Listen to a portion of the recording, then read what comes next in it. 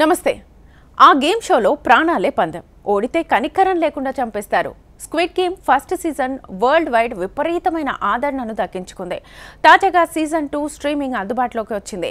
Korean సినిమాలకు సీజన్స్కి world wide demand ఉంది. వినూత్నంగా వారి కంటెంట్ ఉంటుంది. ఇండియాలోని చాలా మంది దర్శకులు, రచయితలు కొరియన్ సినిమాలు సీజన్లతో స్ఫూర్తి కథలు రాసుకుంటున్నారు. ఇక డిజిటల్ ప్లాట్ఫామ్ ప్రాచుర్యం పొందాక కొరియన్ కంటెంట్ అందుబాటులో ఉంటుంది. విలక్షణమైన కంటెంట్ని చూసి ప్రేక్షకులు ఎంజాయ్ చేస్తున్నారు. కాగా దక్షిణ కొరియాలో తెరకెక్కిన సర్వైవల్ థ్రిల్లర్ స్క్విడ్ గేమ్ విపరీతంగా ఆదరణను దక్కించుకుంది.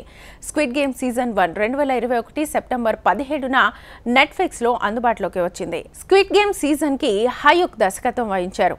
ప్రముఖ కొరియన్ యాక్టర్ లీ జంగ్ జే ప్రధాన పాత్ర చేశాడు.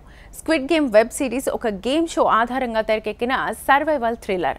పేదవారికి, కష్టాల్లో ఉన్నవారికి డబ్బు ఆశ చూపించి ఒక గేమ్ షోలోకి తీసుకెళ్తారు. ప్రపంచానికి దూరంగా తామెక్కడున్నామో తెలియని ఒక భవనంలో ఈ గేమ్ షో నడుస్తుంది. దశల వారీగా గేమ్స్ ఉంటాయి. గేమ్స్లో ఓడితే మరణమే, గెలిచిన వారే మరో లెవెల్కి వెళ్తారు. కంటెస్టెంట్స్కి మధ్య తీవ్ర పోటీ ఉంటుంది. ఒకరినొకరు చంపుకునే పరిస్థితి కూడా రావచ్చు. కంటెస్టెంట్స్ చర్యలను సీసీ కెమెరాల్లో గమనిస్తూ ఉంటారు.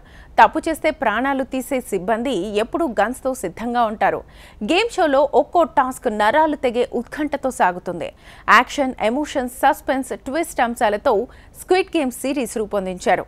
చివరిగా గెలిచిన వ్యక్తి కోట్ల రూపాయల ప్రైజ్ మనీ సొంతం చేసుకుంటాడు. ఫస్ట్ సీజన్లో హీరో విన్నర్ అవుతాడు. స్క్విడ్ గేమ్ సీజన్ 2 డిసెంబర్ 26 నుంచి నెట్ఫ్లిక్స్లో స్ట్రీమ్ అవుతోంది.